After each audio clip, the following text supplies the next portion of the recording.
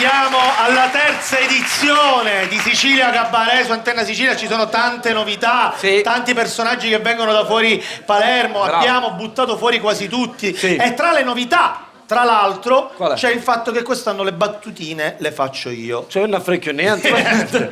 E allora sentite questa. Sentiamo. Ho fatto uno scherzo a Niagara, ci è cascata. Chi si è battute su? Chi si è battute su? Chi si è battute su? Bravo, come quello che fai tu! Non sai fare le battute, lui le sa fare.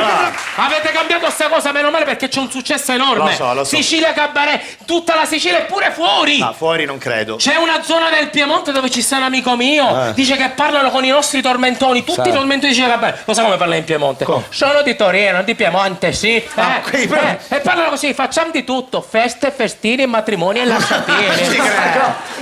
Quando si beccano per la strada dico, tale cucce. Il Piemontese. Ma sarà un quartiere siciliano. No, vero. Le persone... Ma sono proprio i piemontesi. No, era questa zona del Piemonte, lo sai qual è? Qual è questa zona? Piemonte Pellegrini. Che c'è da ridere? Chi è? Mica, questo mi irrita. Manco ti butto fuori quest'anno, ti faccio buttare fuori da lui. Cioè, sei figlio mio, eccalo fuori. Ma è scandalo. Stavolta devo fare a posteggiatore. A posteggiatore? Vai. Gira tutto. Non scangare i cuori. Mia figlia! Bravo! Bravo figlio, bravo. L'orgoglio di questa famiglia. Ci sei mancato, bravo. Diventerai un grande buttafuori come papà. Bravo Utigna. Bravo. Sta finendo.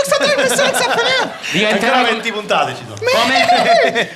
Te ammazzare. Che vuoi? Tu sei l'orgoglio di tuo padre. Tu diventerai come tuo padre, un grande buttafuori. Ma come c'è da dire, signor Patacco? Come c'è da dire che io un buttafuori non lo posso fare? Perché? La mamma non vuole. Ma a casa tua comanda tuo padre. Bravo signor L'ha capito il signor Matanga e lo devi capire pure tu, che a casa comando io. Comanda a casa. Ma che famiglia è, ragazzi?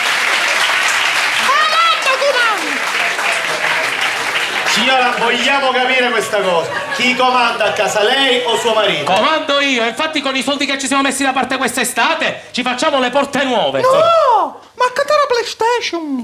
No, chiamiamo l'idraulico! E perché l'idraulico? A così mi cancelli sto barrogenone! Ma chi si è battuto su? No, chi sa la verità? Allora, a casa!